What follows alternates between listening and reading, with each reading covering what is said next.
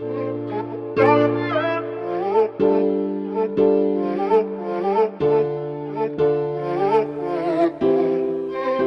so I'm gonna explain how to build some shelves like these. They're for basement storage, just really strong, reinforced. So I'm building another one right here. I have an 8-foot long 2x4, so it's 8 feet left to right. Then the supporting studs, I have 5 of them. Those are 21 inches. The center supports the cross braces rather. So each 2x4 is a 1.5 inch wide, so 1.5 inches. So that's 3 plus 21 for the cross brace is 24 total feet. And then I'll be using plywood, which I have ripped down, so it's 8 feet long, 2 feet deep or wide. So that will be able to sit nicely there, just like I have on these shelves. And then we'll be cutting some support braces here. So basically, this is helping make the shelves very strong. It's probably over-engineered. However, the weight of the shelves is not relying on the screws. The screws are definitely there, but the actual structure, it's sending the load down. So I have these Home Depot branded shelves. You can build the height whatever you want, just measure. So I measured up, and that's pretty much it. So I'll make some more cuts and I'll show you the progress. All right, so next step, we showed before that we had the box, put the 2x8 piece of plywood down. I pre-drilled all the holes so I wouldn't split the plywood. Then I drove holes down across the 5 spots, at least on the edges. That's the most important. Next up, I cut the 2x4s to the height that I wanted the shelves, similar to that.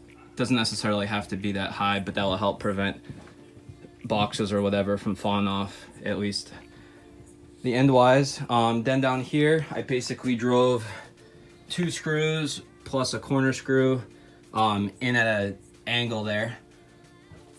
So not totally stable, as you can see, but as I build up, it'll get more stable and it will have more structure. So next up, we're gonna cut the vertical support braces, which will be, if you can see the other shelf, basically we're gonna cut this piece and figure out what the height that we want the next shelf, the next second level to be.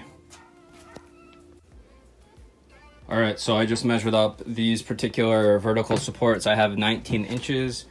The reason for that is because that'll allow me to clear this air conditioner, which I want to be able to get up off the ground and store some a little bit bigger things. And then next level, I might have a different height, but this is where we at. Just making sure to hold this vertical while you screw in those supports. Next up, we're gonna have 2x4 on the back, 2x4 on the front, 8 feet each. Then we're gonna have the 21-inch braces, 5. So on the ends, middle, and split the difference.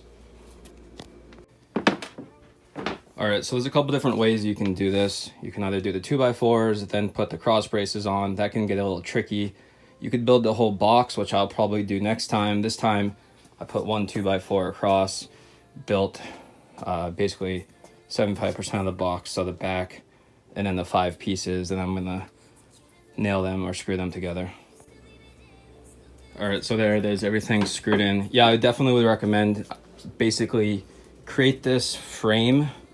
So the 8 foot on the front and back, and then the 21-inch cross braces. I would do that on the floor. Just get it against the wall, push them in, push them in, push them in. That way you can set the whole thing down at once on top of the vertical braces there. And then now all I need to do is put the 2x8 plywood on top. We'll drill it and keep on going. Okay, so here's how I'm gonna make the next box. I showed you how I made the last box. That wasn't the best method. So have everything on the floor, something hard, a wall, or something you can push against, using a frame, framing square, speed square or whatever. Make sure your corner is 90. I'll make sure that you're set up good. And I'm just gonna drive 2 simple screws in from the outside. Gonna get it all the way down, flip it over, do the same thing. And then we'll be able to put it up here on my new verticals, then put the plywood and repeat. All right, so I built the box. Basically going to lift it, get it placed, and yeah, pretty difficult to do with one hand because I got the camera out, but you're basically just gonna slide it into place. And basically I'm gonna do 2 screws, like top right, bottom left, on all of the 5 support braces. Put the plywood on, and we're making progress. All right, making progress. So again, I have the lower one a little bit higher just for some larger items. You can make them any size you want. But yeah, just make the box like I showed you on the ground. Put the plywood on. Drill the holes to start it. Pilot holes. Drive your screws down. Put the vertical box on. Make another box. Put the plywood and keep going. So that's really the formula that I'm using. Again, the vertical bracing, these smaller pieces, be able to fully support it instead of just having 2 screws or whatever. Just a different way to do it. Yeah, so there we go. Probably took me 3 hours, had to make all the cuts. Had to swap over the batteries on my power drill a couple times, but yeah, not too bad.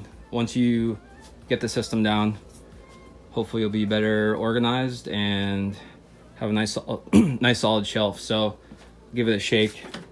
So it's pretty heavy, and then once you load it up and have it against the wall, it'll be really, really sturdy. All right, here's one final look of everything all binned up.